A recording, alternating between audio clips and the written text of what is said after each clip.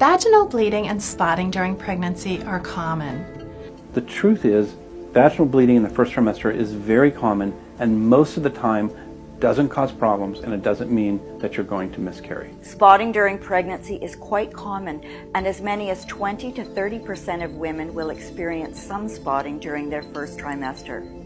Usually around day 8 to day 10, after ovulation, when the embryo is burrowing into the lining of the womb, a little bleeding or spotting may take place. Sometimes this leads a woman to think that this is her period and that she is not pregnant at all. Pregnancy is a time of both joy and fear. While we revere the miracle of life showcased in all its glory, it's also incredibly complex and not without risk. Today we're going to take a closer look at the reasoning and scientific facts behind why the Holy Quran has specific stated periods of waiting for women to not begin another sexual relationship after separation, divorce, or the death of their husband. And it has a lot to do with pregnancy. First, a few scientific facts about the female reproductive system, spotting and perimenopause. Spotting is the term used when a woman experiences vaginal bleeding, usually associated with her monthly period or menstrual cycle. Normally, spotting occurs at the beginning and end of the menstrual cycle, and in most cases, it is a sign that the woman is experiencing a normal cycle and is not pregnant. However, approximately 20 to 30% of the time, spotting is actually caused by pregnancy in the first trimester, usually between 4 to 8 weeks after a woman has become pregnant. This leads to a very common and very dangerous misconception that the woman is not pregnant when in fact she is indeed with child. Another scientific fact concerns women as they age and approach menopause. When this happens, a woman stops ovulating, after which becoming pregnant is no longer possible. However, there is a state called perimenopause where women can experience a lessening in frequency of their menstrual cycle but can still become pregnant. Women in perimenopause may think they cannot get pregnant, but they indeed can and sometimes do get pregnant, even though they believe that their menstrual cycle has stopped completely. Okay, now that we've taken a look at some scientific facts about a woman's menstrual cycle, spotting and perimenopause, let's take a closer look at what the Holy Quran states. Firstly, for women who have separated from their husbands or have recently divorced their husband, the Holy Quran states that and divorced women should keep themselves in waiting for 3 menstrual periods. For women who approach menopause, the Holy Quran states that, and those of your women who despair of menstruation, if you have a doubt, their prescribed time is 3 months. The reason behind this is simple. Even though a woman might believe that she is not pregnant because she's had spotting or is perimenopausal, she indeed could be pregnant. So in order to make sure that she isn't pregnant and that the next man does not inherit the responsibility of raising a child that is not his own, and also so that there is no confusion in matters of paternity and lineage, the Holy Quran tells women to wait for 3 full months before starting a new relationship with another man. Now let's keep in mind that pregnancy tests have only been around since around 1930. Before that time, both women and doctors relied on a woman missing her menstrual cycle to determine if she was indeed pregnant.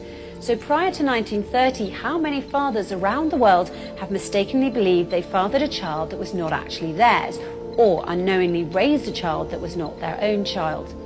Even today, there is also a state called late recognition of pregnancy, or cryptic pregnancy, where women can experience negative urine, blood and ultrasound tests in the first few months of their pregnancy, all the while actually being pregnant.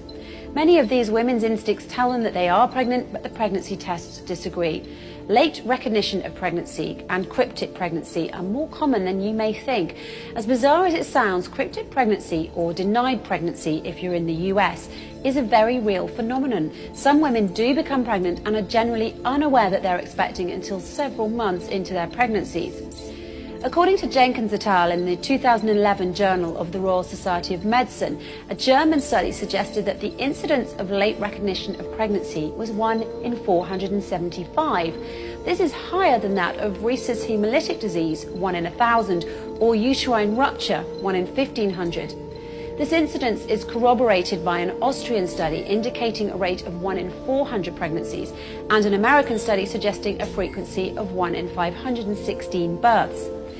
In the case of a woman who has lost her husband due to his death, the length of the waiting period set by the Quran is even a bit longer, and this is for a scientific reason as well. First, the Quran states that, "And those of you who die and leave wives behind them, they shall wait for 4 months and 10 days. It turns out there's a very good reason for the precise time period given. It's not a random number by any means. Amazingly, even though the Holy Quran was written 1400 years ago, the time of 4 months and 10 days, almost 130 days, is exactly when all of the physiological transitions required for a successful pregnancy occur, including the HCG hormone, a very important hormone for pregnancy, reaching peak levels and then declining and leveling off for the remainder of the pregnancy, and when the placenta becomes the primary source of estrogen and progesterone for the developing baby. As stated by Wang and Zhao in 2010 in their book Vascular Biology of the Placenta, and Loudermilk et al. In 2014 in their book Maternity and Women's Healthcare, the 11th edition. Furthermore, research by Steer et al. In 2006 in the book Heart Disease and Pregnancy reveals the second wave of trophoblastic invasion, or gestational sac invasion, happens during an average of 133 days of pregnancy. This trophoblast invasion extends more deeply to involve the myometrial part, the muscular part, of the uterine spiral arteries. So essentially, after this time, 4 months and 10 days, the chance of a pregnant woman having a normal miscarriage is very low. And by the same token, it's also much more complicated for a pregnant woman to have an abortion after this time. And if she were able to, undeniable physiological evidence of the abortion would be left behind. Also, before 4 months and 10 days, it's much easier to cause an abortion by various means such as rough sex, strenuous physical exercise, or pills. Then there is the issue of pregnancy abuse, which rises sharply after a woman becomes pregnant. This abuse causes 80,000 maternal deaths each year due to criminal abortions, killing 80,000 plus fetuses every year as well.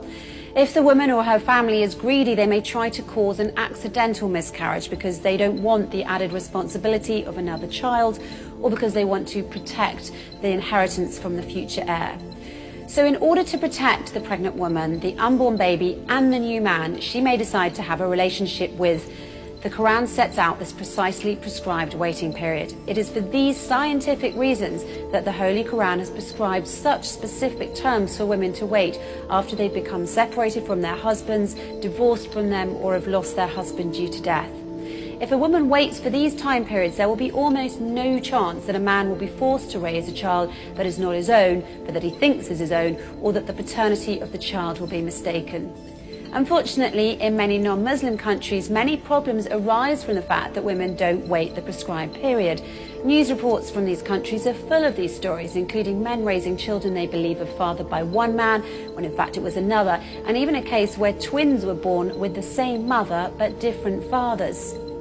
If the word of the Holy Quran was followed, these problems could be avoided completely. As you can see by looking at this from a purely scientific standpoint, the words of the Holy Quran contain much wisdom and would be of great benefit to everyone involved if followed.